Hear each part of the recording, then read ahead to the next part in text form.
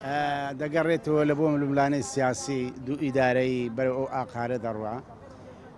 بەڕاستی ئەو ململانەیە دەگەڕێتەوە لە بۆ ساری شێستەکان یعنی زەربەی لە عەرەکەی کوردیدایە بەڵام ئەوڕۆ خانە نشینی پێشمەرگە شتێکی زۆر خراپە چونکە پێشمەرگە خەباتی کردێتەوە کۆشایە یعنی معاشی پێشمەرگە ڕابگیرێ زۆر خراپە شتێکی زۆر خراپە ئەگەر بێ و ئەمە تەماشای ئەو دەسەڵاتە بکەین ینی ئەو سارەکە لە یادی برێن ئەلفال و چیمیا ئەوانە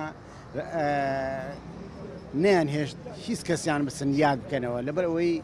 ئەوانە یعنی بەڕاستی خەبات و تێکۆشانی پێشمەرگیان لەبەر چاو نەکردیە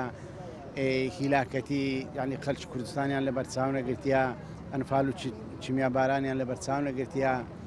هەستانە هەرچی ئەنفال چی و خائین و جاش و ئەوەیە لە پەناخۆیان گرتی ئەوانە هەموو ڕنگدانەوەی ئەوەیە ئەو ڕووکە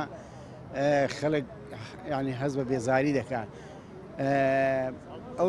تەماشا دەکەین ئەو هەموو گەندەلی و ناعەدالەتیەی کە ئەو ڕۆ بەچاوی خۆمان دەبینین لەلایەن برێن دەسەڵاتی ئەو ڕۆی کوردستان ینی بەڕاستی گەندەڵیەکە لەو پەڕەکەیەتی ئەوان لە ئاسمان و خەڵکیش وا لە بن عارد یعنی خەڵک لە ژیانێکی زۆر ناخۆشدایە بە تایبەتی پێشمەرگە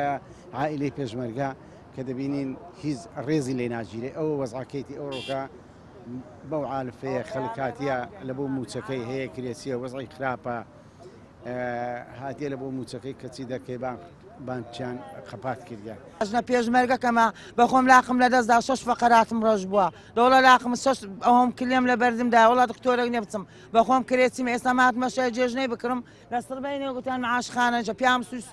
هێستا ئەمنینە نانە ناو شاخێک غێر ئەو کوردستانە بە چ جیراگە بە پیاوی من نەبی و بە هیچکە نەبی ئێستا هاتینە سەرێرکانە معاشی وەک بە زمانی بە ڕۆژی دوێنێ پارەم خەرج کردێ بە وەڵا کرێچیمە لە کانیگەنی مندارم هەیە ساحب مندار ئێستا مندار دێدا چمە مندار ڕاناوەستی کە زر چلۆ بکڕی ئەلعانەکەم هاتم معاشی وەکم چم ئەشای جێژنە ئێستا پارە نێ بچم ئەشای بە چ بکڕم دەی دەتە توڕەیەکمان لۆدان ساحب خانی ڕادۆستیەمە کرێ بدەینی دەرێ معاش ناتێ حەقی کوڵ خۆت بڕۆ دەرێ گەڵ معاشەنە بە هیچمان نییە بەخۆم کرێچیمە هۆم خێزانە لە ژۆرێدا بەچی بەڕێوە بەم کاکە مندارەوەی ئەمە لە خۆشمان بەس مندارەوەی نازانیتن دەزانی کاکە کوڕەکەم هەیە نەقستانە بە قورعانی معاشی نییە بەستە زمانی مشکی تێک چۆ لە سزنێدا وەڵڵە بەو جێژنەی وەڵڵا زۆر پەیامەی ئەو ئیچیا و کەنارە زۆر پەیامەکانیش ڕابگەین بە ئەم حکومەتی بە ئەم گەلی کوردستان